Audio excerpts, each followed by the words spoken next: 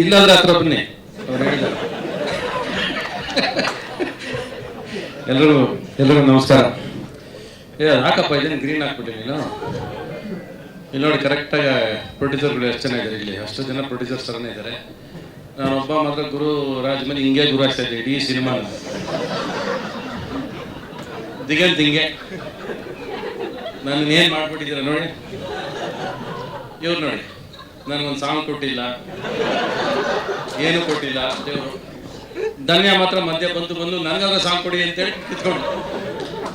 ಇವ್ರು ನೋಡಿ ಈಗ ಮಾಡ್ತೀನಿ ಸರ್ ನಾನು ಹೇಳ್ದಂಗೆ ಸಾಂಗು, ನಿಮ್ಮ ಜೊತೆ ರೆಡಿ ಅಂತ ಹೇಳ್ತಿದ್ದಾರೆ. ಇವ್ರೊಂಥರ ಸಂಪತ್ತರ ಆ ಜನ ನಿಂತ್ಕೊಂಡು ಡೈರೆಕ್ಟರ್ನ ಹಿಂದೆಯಿಂದ ಡೈರೆಕ್ಟ್ ಮಾಡ್ತಿದ್ದವ್ ನಾವು. ಹಂಗೆ ಅವ್ರ ಎಕ್ಸ್ಪ್ರೆಷನ್ ಅದೇ ಇಲ್ಲ ಕಾಣಿಸ್ಬಿಡ್ತಲ್ಲ ನಿಮ್ಮ ಸಿನಿಮಾ ಜಡ್ಜ್ಮೆಂಟ್. ಈ ಜಡ್ಜ್ಮೆಂಟ್ ಅನ್ನೋದು it's the most important word of life. ತುಂಬ ಇಂಪಾರ್ಟೆಂಟ್. ಎನಿಥಿಂಗ್ ನಾವೇನು ಜಡ್ಜ್ಮೆಂಟ್ ತಗೋತೀವಿ, ಯಾವುದೇ ವಿಷಯ ಆದರೂ ಸರಿ, ಯಾವುದೇ ಸಿನಿಮಾ ಆದರೂ ಸರಿ, ಲೈಫಲ್ಲಿ ಆಗಿರ್ಬೋದು, ಲವಲ್ಲಿ ಆಗಿರ್ಬೋದು, ಎಂಥ ವಿಷಯ ಆದರೂ ಆ ಜಡ್ಜ್ಮೆಂಟ್ ಅನ್ನೋ ಪದ ಮೇಲೆ ಕಂಪ್ಲೀಟ್ ನಿಂತ್ಕೊಳ್ಳೋದು, ಇಡೀ ಜೀವನ ನಿಂತ್ಕೊಳ್ಳೋದು ದ ಜಡ್ಜ್ಮೆಂಟ್ ಯು ಟೇಕ್ ಅಂತ. So how did this judgment start? ಇದೆಲ್ಲ ಸ್ಟಾರ್ಟ್ ಆಗಿದ್ದು ಶಿವಗೌಡದಿಂದ. ಅವನೇ ಕರ್ಕೊಂಬಂದಿದ್ದು. ನಾನು ಯಾವಾಗ ಹೇಳ್ತೀನಲ್ಲ, ನನಗೆ ಶಿವ ಹೆಂಗೋ ಒಂದು ರೂಪದಲ್ಲಿ ಯಾರನ್ನೋ ಕರ್ಕೊಂಬರ್ತಾರೆ ಅಂತ, ಹಂಗೆ ಗುರುರಾಜ್ ಅವರು ಶಿವಗೌಡ ಕರ್ಕೊಂಬಂದಿದ್ದು. That is very destiny starts ಅಂತ.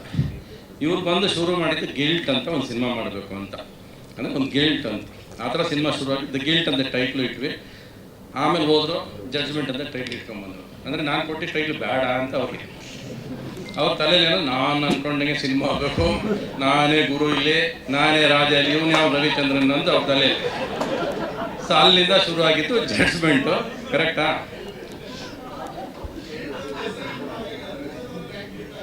ಕತೆ ಅದೇ ತಾನೆ ರೀ. ಸರಿ, ಓಕೆ. ಇವಾಗ ಜಡ್ಜ್ಮೆಂಟ್ ನಿಮ್ಮದೇ ತಾನೆ ಟೈಟ್ಲು. ಎದೆ ತಟ್ಕೊಂಡು ನಿಂತ್ಕೊಂಡು ನಂದೇ ಟೈಟ್ಲು ಅಂತ ಹೇಳಿದ್ದೀರಾ ಅಲ್ವಾ? ನೀವೇ ಕಳಿಸಿದ್ದೀರಾ. ಬಟ್ ಜಡ್ಜ್ಮೆಂಟ್ ನಿಮ್ಮದು ಅಲ್ಲ, ಪುಟ್ಕೋಸಿ ನಮ್ಮದು ಅಲ್ಲ. ಆ ಜನ ಕೊಡೋ ಜಡ್ಜ್ಮೆಂಟೇ ಫೈನಲ್. ಕರೆಕ್ಟಾ? ನಮ್ದು ನಿಮ್ದು ಏನು ಜಡ್ಜ್ಮೆಂಟ್ ಮಾಡಿಲ್ಲ, ಅವನೇನು ಕೊಟ್ಟರೆ ಅದೇ ಜಡ್ಜ್ಮೆಂಟ್ ಆಗೋದು final. That is most important. ಈಗೆಲ್ಲ ಇಲ್ಲಿರೋರೆಲ್ಲ ಹೇಳಿದ್ರು, ಎಲ್ಲರೂ ನನ್ನ ಕಂಡ್ರೆ ಖುಷಿ ಆಯ್ತು ಅಂತ. ಅದೇ ನನಗೂ ನಿಮ್ಮ ಜೊತೆ ಯಾಕೆ ಮಾಡೋಕ್ಕೆ ಅಷ್ಟೇ ಖುಷಿ ರೀ. ನಿಮ್ಮ ಜೊತೆ ನಿಮ್ಮನ್ನೆಲ್ಲ ಸಿನಿಮಾದಲ್ಲಿ ಈ ಥರ ಬಂದಾಗೆಲ್ಲ ನಮಗೂ ಖುಷಿ. ಇವನ್ನೆಲ್ಲ ಭೇಟಿ ಮಾಡಿರಲ್ಲ ನಾವು, ಯಾಕಂದ್ರೆ ನಮ್ಮನ್ನು ಸೈಡಲ್ಲಿ ತಳ್ಳಿಬಿಟ್ಟಿದ್ರು. ರವಿಚಂದ್ರ ಭಯ, ರವಿಚಂದ್ರ ಅಂದ್ರೆ ಹಿಂಗೆ, ರವಿಚಂದ್ರ ಹಂಗೆ ಎಲ್ಲ ಹೇಳಿ ಇವ್ರುಗಳಿಗೆಲ್ಲ ಇವ್ರದೇ ಒಂದು ಕಲ್ಪನೆ, ಇವರೇ ಒಂದು ಲೋಕದಲ್ಲಿ ಇದ್ದಾರೆ ಎಲ್ಲರೂ. ನಾನು ಸಿನಿಮಾದಲ್ಲಿ ಮೊದಲನೇ ದಿವಸದಿಂದ ಇವತ್ತವರೆಗೂ ಆ ಸಿನಿಮಾ ಕ್ಯಾಮ್ರಾ ಬಂದು ಮುಂದೆ ನಿಂತರೆ ಅದರಷ್ಟು ಪ್ರೀತಿಸೋದು ಯಾವುದನ್ನು ಪ್ರೀತಿಸೋದಿಲ್ಲ ನಾನು. ಅಲ್ಲಿ ಯಾರು ಬಂದರೂ ಹಂಗೆ ಇರ್ತೀನಿ ನಾನು. ಏನು ಲೀಲಾಜಾಲವಾಗಿದ್ದೆ ಅಂದರೆ ಅವ್ರು ಕೊಡ್ತಿದ್ದ ಡೈಲಾಗ್ಗಳು ಹಂಗಿತ್ತು. ನಾನು ಬದಲಾಯಿಸಂಗಿರಲಿಲ್ಲ, ಬದಲಾಯಿಸಕ್ಕೆ ಬಿಡೋದಿಲ್ಲ.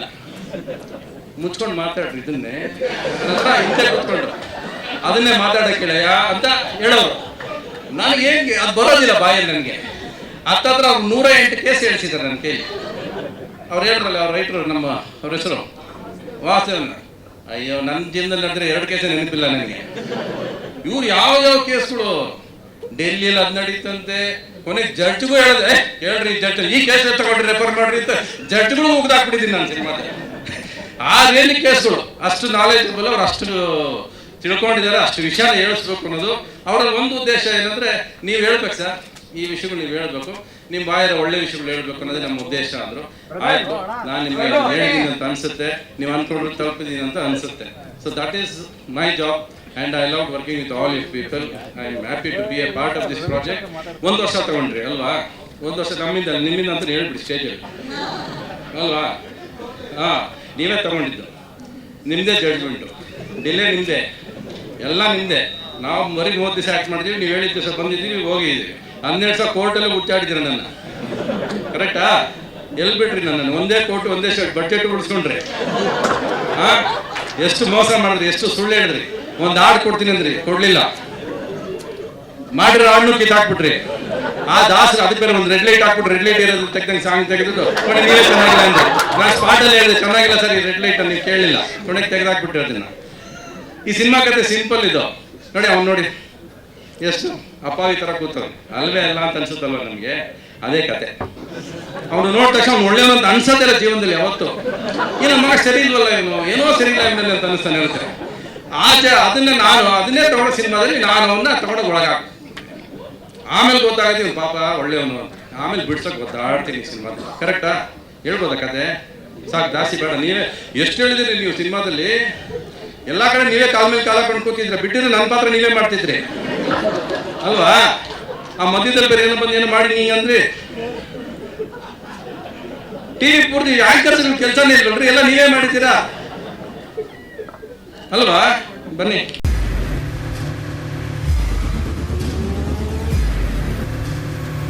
ಪ್ರಜಾಮಾರ್ಗ ನ್ಯೂಸ್, ಇದು ಜನಸಾಮಾನ್ಯರ ಧ್ವನಿ. ನಮಸ್ಕಾರ. ನೀವು ನೋಡ್ತಾ ಇದ್ದೀರಾ ಪ್ರಜಾಮಾರ್ಗ ನ್ಯೂಸ್. ರಾಷ್ಟ್ರದ ರಾಜ್ಯದ ರಾಜಕೀಯದ ಬಗ್ಗೆ ಹೆಚ್ಚಿನ ಸಿನಿಮಾ ಅಪ್ಡೇಟ್ಗಳಿಗಾಗಿ ಫಸ್ಟ್ ಲೈಕ್ ಮಾಡಿ, ಸಬ್ಸ್ಕ್ರೈಬ್ ಆಗಿ, ಹಾಗೆ ಫಾಲೋ ಕೂಡ ಮಾಡಬೇಕು.